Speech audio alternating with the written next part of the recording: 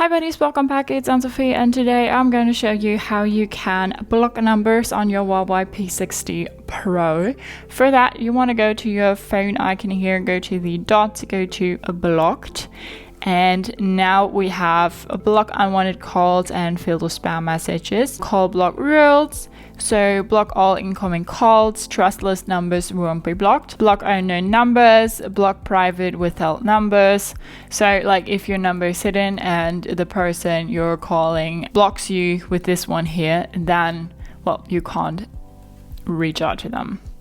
And then we also have message block ruled, so block unknown numbers. That's the only thing we can enable here, and then we can go back. You see, one private number called me yesterday, didn't even realize that till now. And then you can just go back and hopefully enjoy the silence afterwards. So that's how you can block numbers on your Huawei P60 Pro. Hope you liked it, hope it helped. If so, thumbs up, you can subscribe, and I hope to see you next time. Bye.